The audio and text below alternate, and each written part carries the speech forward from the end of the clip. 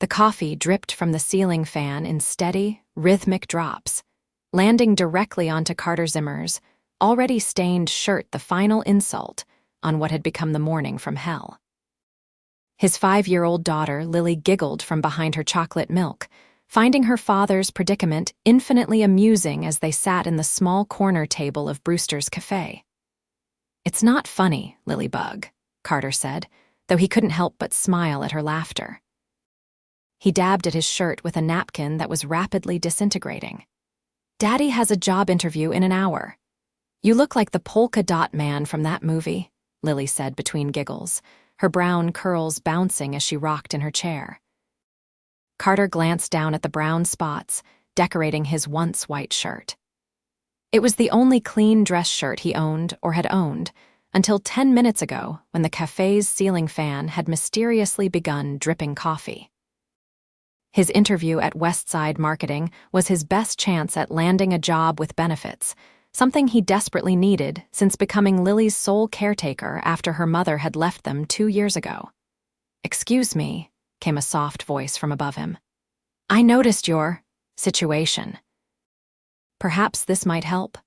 Carter looked up to find a woman extending a crisp white handkerchief. His first thought was that nobody actually carried handkerchiefs anymore.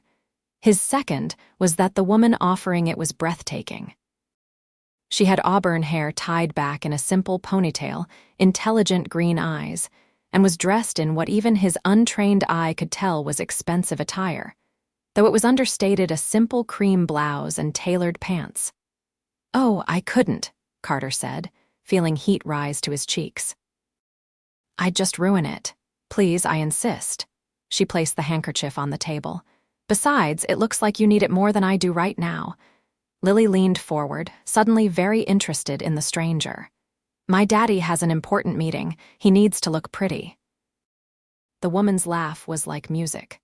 "Well, we can't have him looking unpretty, can we?" She glanced at Carter's shirt again. "Actually, a handkerchief probably won't cut it." "I'm Carter," he said, extending his hand, then quickly withdrawing it when he realized it was sticky with coffee. "And this is my daughter, Lily." "Emma Ellis," she replied, her eyes lingering on his. "Nice to meet you both." "I'm 5, Lily announced proudly, holding up the correct number of fingers. 5 is a very important age," Emma said seriously. "You know, I might be able to help with your daddy's shirt problem.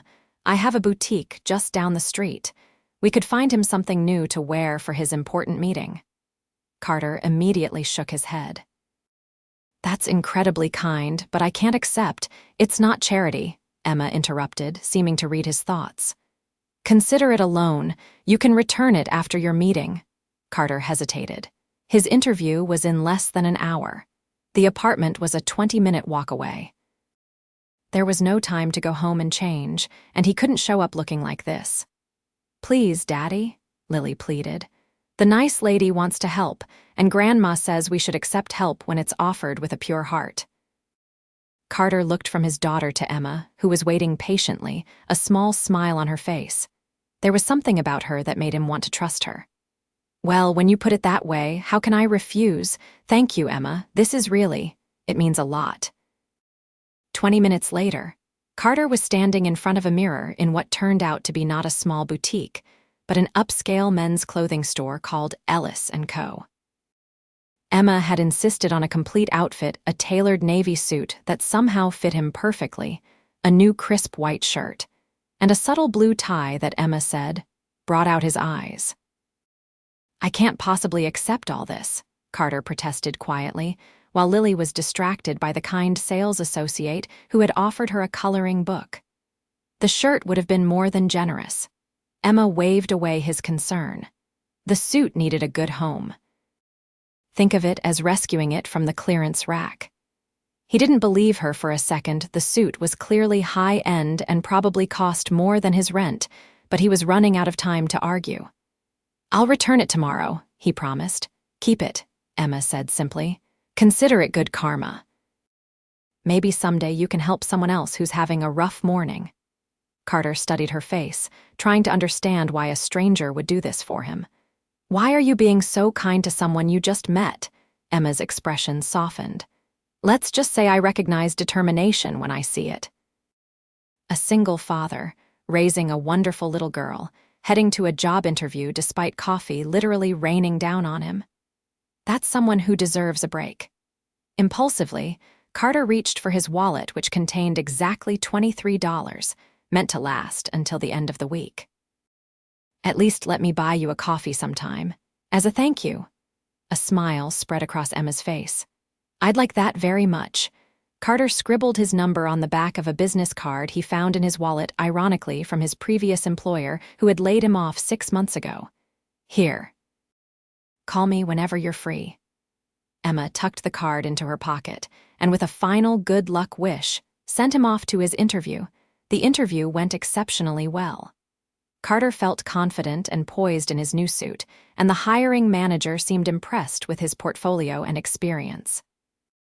When he returned to the apartment that evening, he received a call offering him the position, with a salary that would finally allow him to stop living paycheck to paycheck. "We did it, Lilybug," he announced, swinging his daughter into his arms. "Daddy got the job."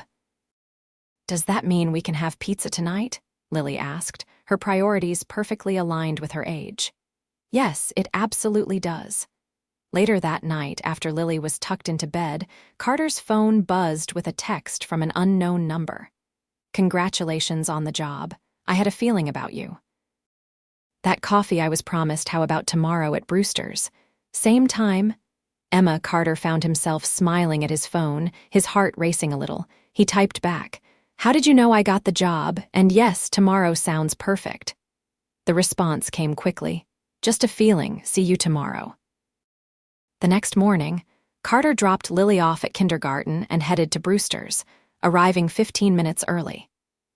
He'd spent more time than he cared to admit choosing what to wear, finally settling on his best jeans and a button-down shirt that wasn't too wrinkled. Emma was already there, sitting at a table by the window, reading something on her tablet. Today, she wore a simple green dress that made her eyes appear even more vibrant. She looked up as he approached, a warm smile spreading across her face. "No coffee dripping from the ceiling today," Carter said by way of greeting. "Already an improvement." "I requested they turn off the coffee sprinkler system in your honor," Emma replied with a straight face. As they talked over coffee, Carter found himself increasingly drawn to Emma. She was intelligent and funny, asking thoughtful questions about his work and Lily. When he asked about her job, she was surprisingly vague, saying only that she worked in business and changing the subject. "So, Emma Ellis, who works in business," Carter said, leaning forward slightly. "What brings you to a place like Brewster's on a weekday morning? Don't tell me there was coffee dripping from the ceiling at your usual spot, too." Emma laughed. "Actually, I like this cafe because it's unpretentious. The coffee is good, the staff is friendly, and nobody bothers me here." "Do you get bothered a lot elsewhere?" A shadow crossed her face. "Sometimes people want things from you for the wrong reasons." Carter nodded, thinking he understood. "You're worried I'm only here because you bought me an expensive suit." "No," Emma said quickly. "Not you. You tried to refuse the suit, remember? That's refreshing." Their coffee date extended into lunch and only ended when Carter had to leave to pick up Lily from school. As they parted outside the cafe, there was a moment of hesitation between them. "I'd like to see you again," Carter said finally. "Maybe dinner. I know a great pizza place that has Lily's stamp of approval." "I'd like that," Emma replied, "but this time it's my treat." "No way," Carter shook his head. "You've done enough. Besides, I have a job now, remember?" Emma looked like she wanted to argue, but instead nodded. "Okay, but next time is on me." Carter didn't know there would be a next time after next time, but the thought made him smile. Deal. Over the next few weeks, Carter and Emma fell into a routine. They'd meet for coffee or lunch, and occasionally Emma would join him and Lily for dinner or weekend outings. Lily had taken an immediate liking to Emma, especially after Emma had shown up one day with a set of professional art supplies after Lily had mentioned her love of drawing. "You shouldn't have," Carter had said privately, feeling uncomfortable with the expensive gift. "It's just colored pencils," Emma had replied, though they both knew it was a high-end set. Besides, she's talented. She should have the right tools. There was something about Emma that didn't quite add up. She never talked about her home, always met them in public places, and was evasive about her work. When Carter had suggested picking her up for their date one evening, she had quickly suggested meeting at the restaurant instead. One afternoon, while Lily was at a playdate, Carter and Emma walked through the city park, coffee cups in hand. It was a perfect fall day, the leaves just beginning to turn. "Can I ask you something?" Carter said, stopping near the small lake. "And you can tell me it's none of my business if you want." Emma looked at him expectantly. "What is it? Are you in some kind of trouble? You never talk about where you live, you're secretive about your work. If you're running from something or someone, I want you to know you can trust me." Emma's expression softened and she reached for his hand. "I'm not in trouble, Carter. It's complicated, but I promise I'm not hiding anything dangerous or illegal from you. But you are hiding something." She nodded slowly. "Yes, and I want to tell you everything. I've enjoyed these past few weeks so much. Being with you and Lily, being treated like a normal person. I was afraid that would change." "Nothing you could tell me would change how I feel about you," Carter said, surprising himself with the certainty in his voice. Because somewhere between coffee dates and pizza nights, he had fallen for Emma Ellis. Emma took a deep breath. "Remember that boutique where we got your suit, Ellis & Co.?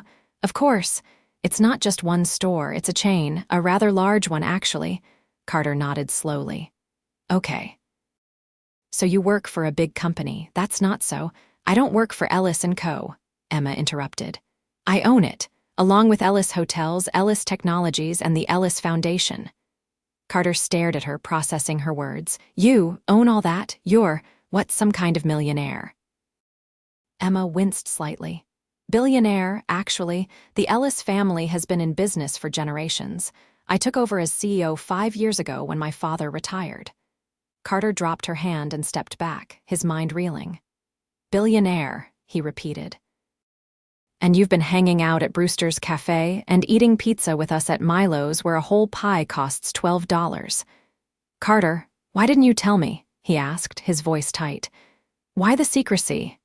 "Because this always happens," Emma said, gesturing between them. "The moment people find out who I am, everything changes. They start treating me differently, wanting things from me, or they get intimidated and pull away."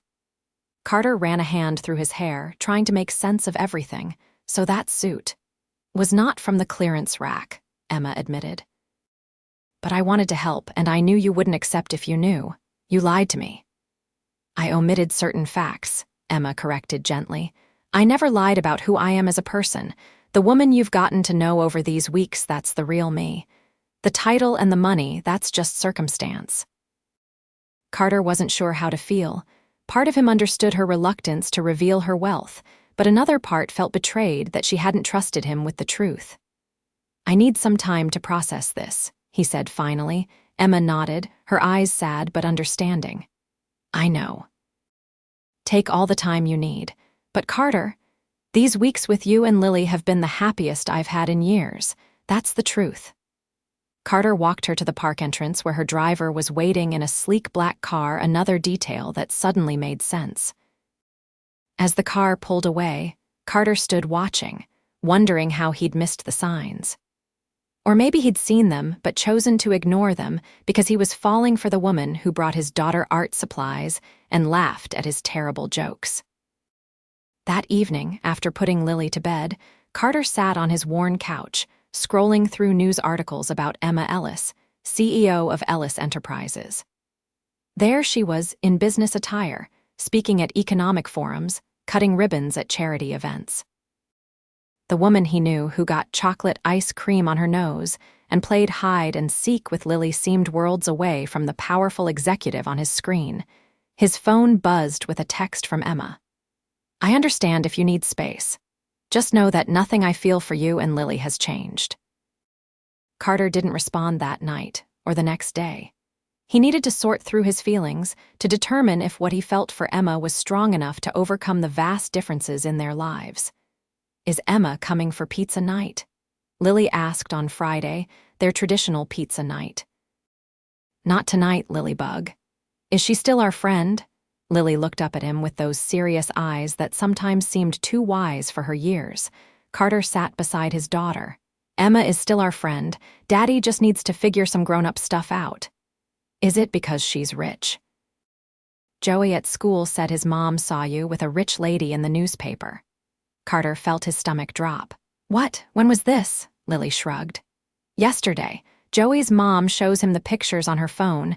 He said the lady with you is super rich and owns lots of buildings. And what did you tell Joey?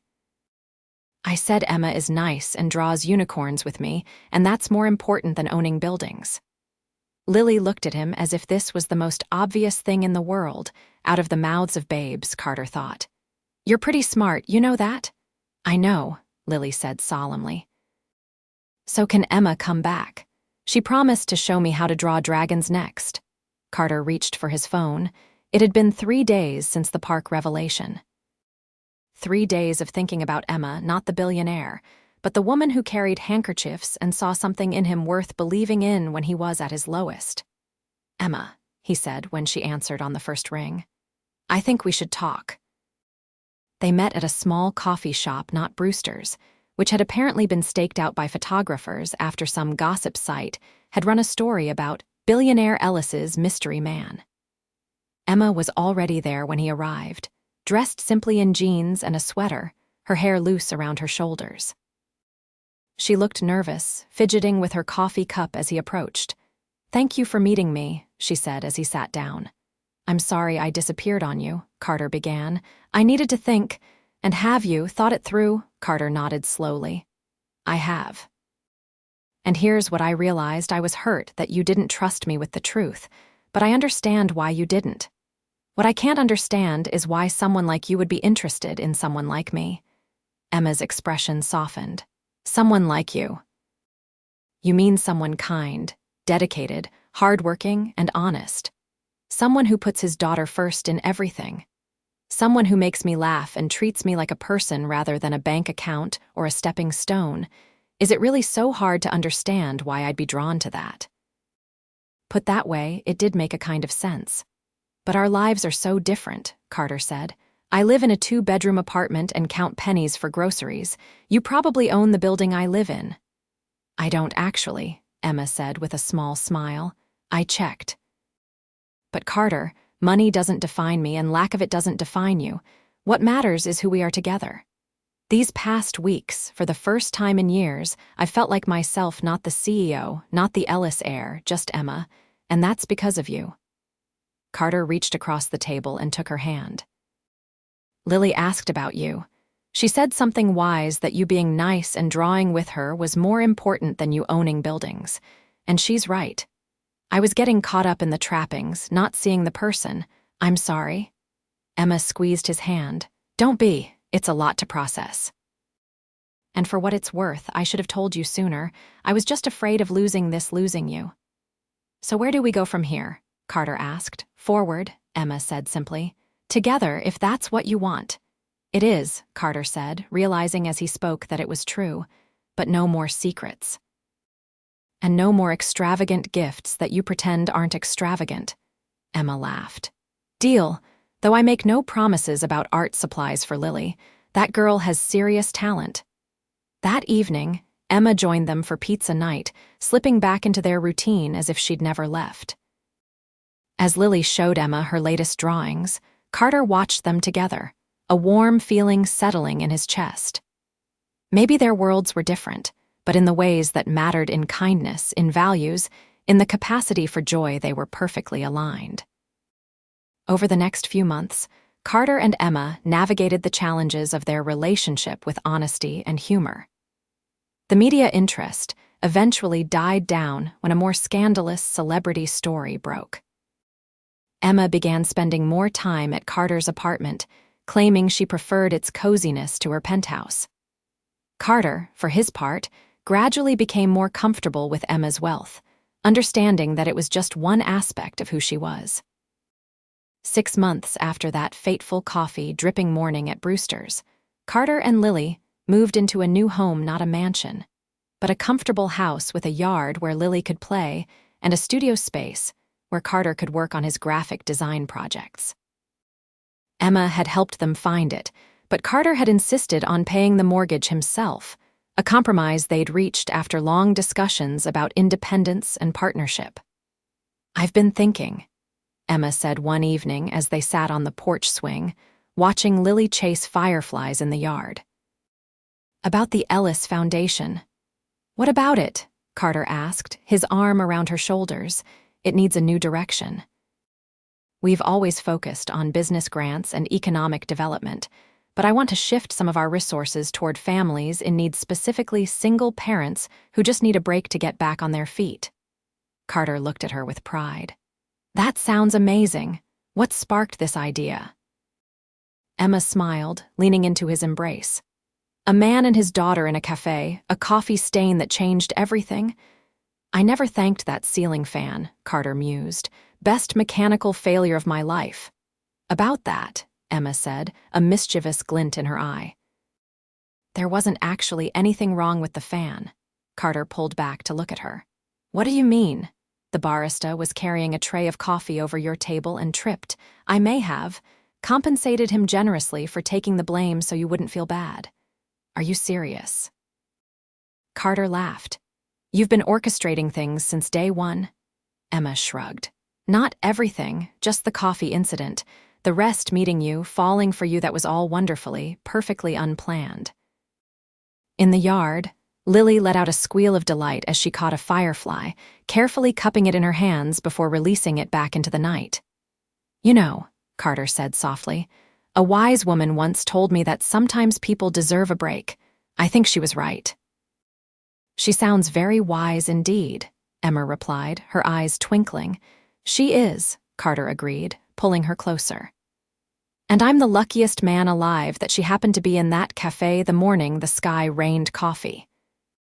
As the summer evening wrapped around them, Carter reflected on the journey that had brought them here from a coffee-stained shirt to a shared life. The path hadn't always been smooth, but it had led them exactly where they were meant to be. Together, building a future neither of them could have imagined that first morning at Brewster's Café. 1 year to the day after they'd met, Carter took Emma back to Brewster's. The cafe had been closed for a private event his doing this time, not hers. Inside, the tables had been pushed aside except for one in the corner, set with fine china and crystal, a striking contrast to the casual surroundings. "What's all this?" Emma asked as Carter led her to the table. "A celebration," he said, pulling out her chair, "of coffee stains and new beginnings." Lily appeared from the back room, dressed in her favorite party dress, carrying a small velvet box with the utmost care. "I didn't drop it, Daddy," she announced proudly as she reached them. "Drop what?"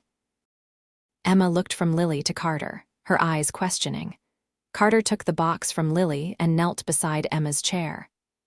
1 year ago, I was sitting in this cafe, having possibly the worst morning of my life, when a beautiful, kind woman offered me a handkerchief and changed everything. I didn't know then that she was Emma Ellis, Billionaire CEO. I just knew she was someone special." Emma's eyes filled with tears as Carter opened the box, revealing a simple but elegant diamond ring. "Now I know that she's not just special, she's extraordinary. And I can't imagine my life without her in it." Carter took a breath. "Emma Ellis, will you marry me?" "Yes," Emma whispered, her voice breaking with emotion. "Yes, absolutely yes." As Carter slipped the ring onto her finger, Lily clapped her hands. "Does this mean Emma is going to be my mommy for real now?" Emma opened her arms and Lily rushed into them. "If that's okay with you, sweetheart." "It's better than okay," Lily declared. "It's perfect." Later that night, after Lily had fallen asleep at home, exhausted from the excitement, Carter and Emma stood in the kitchen of the house they now shared. "I have a confession," Carter said, taking Emma's hands in his. "I've been saving for that ring since our third date." It's not the biggest diamond or the fanciest setting, but Emma pressed her fingers to his lips. "It's perfect because it's from you, because you worked for it. That means more to me than any expensive jewelry ever could." Carter pulled her close. Who would have thought that a coffee stain would lead to all this? I did, Emma said softly. The moment I saw you dabbing at your shirt, trying to keep your dignity while your daughter giggled at you, I knew there was something special about you. I just didn't know how special you'd become to me. As they stood in their kitchen, planning their future together, both Carter and Emma reflected on the unexpected journey that had brought them to this moment. A chance meeting, a coffee stain, a handkerchief offered in kindness, small things that had changed the course of their lives forever. They had faced the challenges of their different worlds and emerged stronger for it, building a relationship based not on what they had, but on who they were together. And in that, they had found something more valuable than any fortune. A family built on love, honesty, and the simple joy of being together. The struggling dad and the billionaire CEO, an unlikely pair who had discovered that sometimes love is the great equalizer, bridging gaps that seem unbridgeable and creating something beautiful in the process.